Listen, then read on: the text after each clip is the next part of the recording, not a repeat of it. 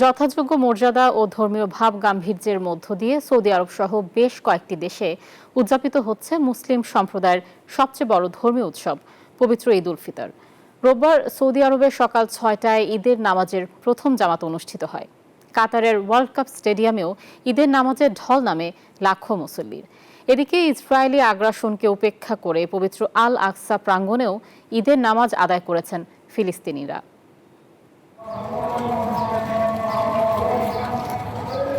আলো ফোটার আগেই মুসলমানদের সবচেয়ে বড় ধর্মীয় উৎসব পবিত্র ঈদ উল ফিতরের নামাজ আদায় করতে পায়ে হেঁটে যাত্রা করেন মুসল্লিরা। এবছর মসজিদুল হারামে ঈদ উল ফিতরের নামাজের ইমামতি করেন শায়েখ আব্দুর রহমান আর সুদাইস।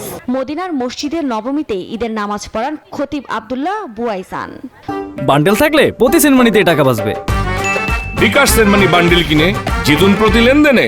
খুতবায় বিশ্ব মুসলিম উম্মার সুখ, শান্তি ও উন্নতি কামনা করেন সৌদি গ্র্যান্ড মুফতি। যদিও পরিবার ছাড়া ঈদে আনন্দ নেই বলে জানান প্রবাসীরা। ঈদ উল ফিতরের নামাজ আদায় করতে সূর্য ওঠার আগেই কাতারের এডুকেশন সিটি স্টেডিয়ামে জড়ো হন মুসল্লিরা। এ সময় ফিলিস্তিনিদের জন্য দোয়া করেন তারা। নামাজ শেষে একে অপরের সঙ্গে কোলাকুলি করে ঈদ শুভেচ্ছা বিনিময় করেন।